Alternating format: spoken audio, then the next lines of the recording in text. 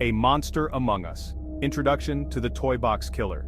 David Parker Ray, the Toy Box Killer, was a true monster. He was a sadist who found pleasure in the suffering of others. Ray terrorized New Mexico for years, abducting, torturing, and killing young women. He was a master manipulator who used his charisma to lure victims into his web of horror. Ray documented his crimes meticulously. He recorded himself torturing his victims, creating a chilling audio diary of his depravity. David Parker Ray was the embodiment of pure evil. His crimes shocked the nation. They continue to haunt our collective memory. This is the story of the Toy Box Killer. It's a chilling reminder that monsters can lurk even in the most unexpected places. The first glimpse of evil early crimes and modus operandi. The first known glimpse into the dark world of David Parker Ray came in the early 1950s. Born in 1939, Ray's early years were marked by a troubled childhood. Growing up in a small town in New Mexico, he was often bullied and ostracized by his peers. This isolation and torment began to shape his dark and twisted psyche. His crimes started with petty theft and vandalism, escalating as he grew older. As a teenager, Ray's behavior became increasingly erratic and violent. He would break into local stores and homes, stealing whatever he could find. His actions were not just about the thrill of theft, they were a manifestation of his growing anger and resentment towards society. Ray's early crimes involved breaking into homes and businesses. He would meticulously plan his break-ins, often studying his targets for days before making his move. The thrill of invading someone's personal space and the power he felt from it became an addiction. Each successful break-in only fueled his desire for more. He would often leave behind strange, disturbing messages. These messages were not just random acts of vandalism, they were carefully crafted to instill fear and confusion. Ray reveled in the chaos he created, and the fear he instilled in his victims gave him a sense of control and power. These initial acts hinted at a deeper darkness brewing within him. His early crimes were just the beginning, a prelude to the horrors that would later unfold. The signs were there, but no one could have predicted the true extent of his depravity. By the 1960s, Ray began experimenting with drugs and alcohol, further fueling his twisted fantasies. The substances provided an escape from reality, allowing him to delve deeper into his dark thoughts. Parties and gatherings became opportunities for him to explore his desires, often pushing the boundaries of what was considered acceptable. He developed a fascination with bondage and torture. This fascination was not just a passing interest, it became an obsession. Ray began collecting various tools and equipment, each item carefully chosen to fulfill his dark fantasies. He would spend hours researching and perfecting his techniques, always looking for new ways to exert control and inflict pain. This was evident in the disturbing drawings and writings he kept hidden in his home. These sketches and journals were a window into his twisted mind, filled with detailed plans and fantasies of abduction and torture. They were a testament to his meticulous nature and his unwavering commitment to his dark desires. He would often fantasize about abducting women and keeping them as his prisoners. These fantasies were not just idle thoughts, they were detailed plans that he intended to carry out. Ray's mind was a labyrinth of dark desires, each fantasy more twisted than the last. He envisioned a world where he had complete control over his victims, where their pain and suffering were his to command. This marked the beginning of his descent into becoming the monster the world would come to know. The early signs were there, but they were just the tip of the iceberg. As the years went by, Ray's actions would become more heinous and his crimes more brutal. The world would soon witness the true extent of his evil, as he transformed from a petty criminal into one of the most notorious serial killers in history. Cynthia Vigil, a desperate fight for survival. In 1999, the nightmare of David Parker Ray became a terrifying reality for Cynthia Vigil. This was not just any ordinary crime, it was a meticulously planned and executed abduction that would haunt her forever. Lured into a van and drugged, Vigil awoke to find herself chained inside a soundproof trailer. The disorientation and fear she felt were overwhelming, as she realized the gravity of her situation. This trailer, later dubbed the Toy Box, was outfitted with an array of torture devices. It was a chamber of horrors, designed to inflict maximum pain and suffering on its victims. Over the next 3 days, Vigil endured unimaginable horrors. The physical pain was excruciating, but the psychological torment was even worse. Ray, along with his accomplice Cindy Hendy, subjected her to brutal torture. They took pleasure in her suffering, showing no mercy or compassion. They used whips, chains, and electrical shocks. Each device was chosen to maximize her agony, leaving her with scars that would never heal. All the while, a tape played in the background, detailing the torment she would face.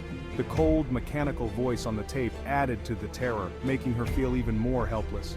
However, Vigil refused to be another forgotten victim. Despite the pain and fear, she held on to a glimmer of hope and a fierce determination to survive. In a moment of desperate courage, she seized an opportunity. It was a fleeting chance, but she knew it might be her only one. Grabbing an ice pick left carelessly within reach, she attacked Hendy. The element of surprise was on her side and she managed to overpower her captor. Vigil's escape from the toy box would not only save her life but also expose the horrifying truth about David Parker Ray. Her bravery led to the capture and eventual conviction of Ray, bringing an end to his reign of terror. Her story is a testament to the strength of the human spirit and the will to survive against all odds. Section 4. The Toy Box. Unveiling a Chamber of Horrors. This chapter delves into one of the most disturbing and chilling discoveries in criminal history. The Toy Box, a name that belies the true nature of the horrors within, was a place where nightmares came to life. Cynthia Vigil's escape from the Toy Box sent shockwaves through law enforcement. Her courage and determination to break free from the clutches of her captor were nothing short of heroic. As she recounted her ordeal to the police, the gravity of the situation began to unfold. Her harrowing account led investigators to a nondescript trailer in Truth or Consequences, New Mexico. This seemingly ordinary trailer, nestled in a remote and desolate area, held secrets that would haunt the memories of those who dared to enter. What they discovered inside chilled even the most seasoned officers. The scene that greeted them was beyond anything they had ever encountered in their careers. The air was thick with an eerie silence, broken only by the occasional creak of the trailer's floorboards. This was no ordinary trailer, it was a meticulously crafted torture chamber. Every inch of the space was designed to inflict maximum pain and suffering. The walls, the floor, the ceiling, everything had a purpose, a dark and sinister purpose. The walls were soundproofed, muffling the screams of Ray's victims. These walls, padded and reinforced, ensured that no cry for help would ever escape, trapping the victims in a world of unimaginable torment. Chains, ropes, and handcuffs hung from the ceiling. These instruments of restraint were not just tools, they were symbols of the control and dominance that Ray exerted over his victims. A gynecological chair sat ominously in the center.